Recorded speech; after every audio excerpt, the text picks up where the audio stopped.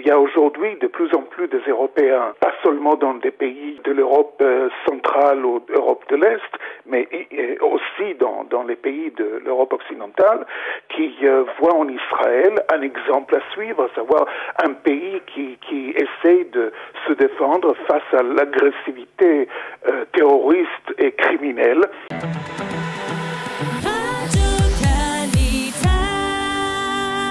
Eldad, bonjour à nouveau. Bonjour, j'espère que cette fois-ci ça marche. Oui, j'espère aussi. Alors voilà, je le disais, on a le sentiment, vu d'Israël, que l'Allemagne soutient assez fermement l'État d'Israël, pas de réserve du côté du gouvernement allemand, en tout cas au moins d'Heiko Maas. On a vu même dans le parti d'Angela Merkel un soutien, le drapeau israélien qui a été hissé. Comment on explique ce soutien apporté à Israël dans cette confrontation ? Alors, il y a deux choses qu'il faut souligner dans cette affaire, dans ce sujet. Premièrement, effectivement, Heiko Maas a porté cette semaine la responsabilité tout entière sur l'organisation de Hamas, étant donné que la responsabilité tout entière de tout ce qui se passe en ce moment est sur les épaules de cette organisation terroriste.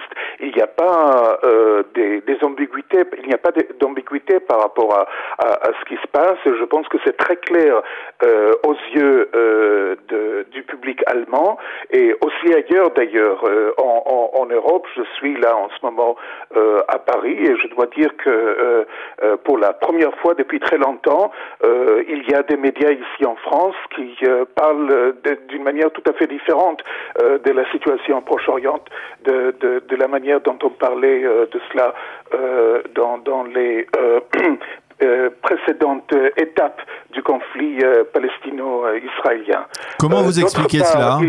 D'autre part, il faut souligner que lorsque les ministres des Affaires étrangères de la communauté européenne, de l'Union européenne, se sont réunis cette semaine à mardi pour parler de la situation au Proche-Orient, c'était pas l'Allemagne qui bloquait la résolution relativement anti-israélienne de l'Union européenne, c'était l'Hongrie.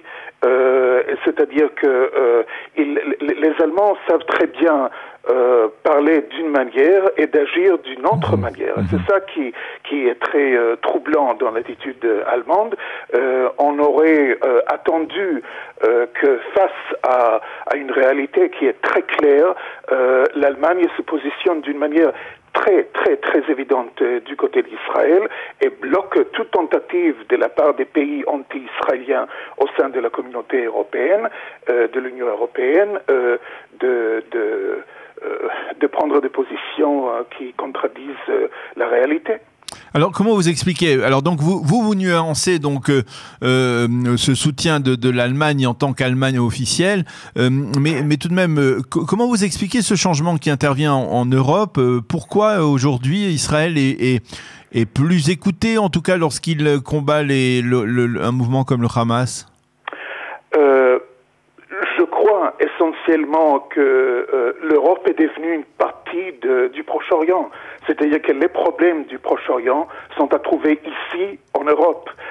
Les Européens ne sont pas obligés d'imaginer ce qui se passe entre Israël et les Palestiniens.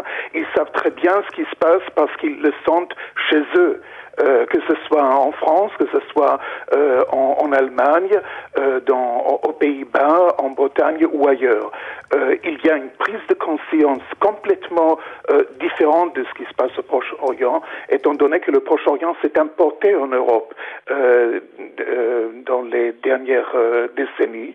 Et les gens voient très bien quel côté dans ce conflit est le côté agressif et quel côté est celui qui se défend. Et je crois qu'il y a aujourd'hui de plus en plus des Européens, pas seulement dans des pays de l'Europe centrale ou d'Europe de l'Est, mais aussi dans les pays de l'Europe occidentale, qui voient en Israël un exemple à suivre, à savoir un pays qui essaie de se défendre face à l'agressivité terroriste et criminelle du côté arabe et musulman. Finalement, est-ce que, par exemple, la politique menée par Binyamin Netanyahou, qui était d'essayer d'effriter un peu, on va dire, cette position traditionnelle anti-israélienne de l'Europe, cette politique qui a été menée en particulier dans des régimes comme la Hongrie et comme la Slovaquie, comme de pays d'Europe centrale, est en train aussi de porter ses fruits aussi même en Europe occidentale? Ah, absolument, absolument. Premièrement, en Hongrie, il y a un gouvernement et pas un régime. Et étant donné que l'Hongrie vraiment est le pays le plus pro-israélien en Union européenne en ce moment, je crois qu'il faut dire les choses telles qu'elles sont. Effectivement, je crois que il y a aujourd'hui une écoute beaucoup plus forte aux besoins et à la détresse d'Israël, même en Europe de l'Ouest, étant donné que Israël a su parler pas seulement à ceux qui se présentent comme amis et agissent comme ennemis, mais a su très bien s'ouvrir à d'autres partenaires, des partenaires qui voient très bien que la réalité israélienne est aussi une réalité européenne. Et il faut dire, les gens ne sont pas dupes, hein.